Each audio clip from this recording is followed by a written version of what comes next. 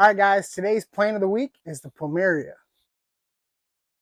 All right, so the plumeria is a tropical plant with these long leaves and these awesome tubular flowers that are really awesome for pollinators like your hummingbirds, your bats, your moths, your butterflies, all that good stuff. At first glance, you look at them and you think, oh, those are really pretty. They're probably really hard to keep alive.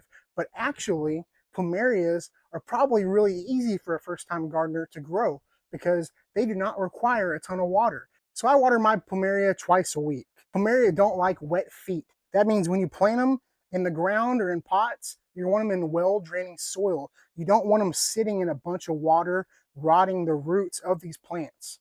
Not only are they known for their beautiful flowers, but they smell amazing. Each color smells different. They actually use these flowers to make leis in Hawaii. When you go to buy plumerias, you'll either buy them as cuttings, stuff like this when it comes in a single stem, or you'll find them rooted. And what I look for when I'm looking for a plumeria plant that's already rooted is I'm looking for a bunch of different branches. You can see this Captain Jack's that I just picked up. I don't know who Captain Jack is, but I want to be his best friend. But look at all these nodes. And a lot of the big box stores are actually starting to carry plumerias like they haven't before. But when I look at this, I look at all the different branches, and those are propagations that I'm going to cut down the road. To produce all the awesome foliage and these beautiful flowers, they are heavy feeders, which means they like to be fertilized quite a bit. You need to pick up some Nelson plant food, plumeria food. I use this stuff every 14 days. It has instructions on the side. It actually tells you how often to apply it, what else you can use it for, and how much to apply. So I feed mine every 14 days. One thing you need to know before you buy a plumeria is that a lot of the components are toxic, like the leaves, the flowers, the sap. Always be careful when you're pruning or handling these so you don't have exposure to like open sores or getting them in your mouth or in your eyes. And then you also want to be careful around your kids and animals as well. There are a bunch of different varieties and cultivars of plumeria. They are fast growing plants.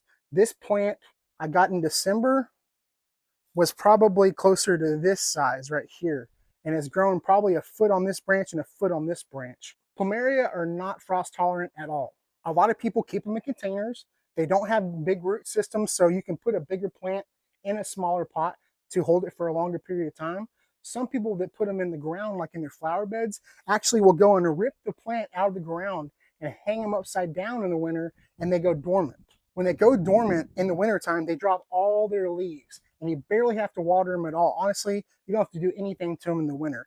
This guy sat in the greenhouse all winter long, and I thought it was dead.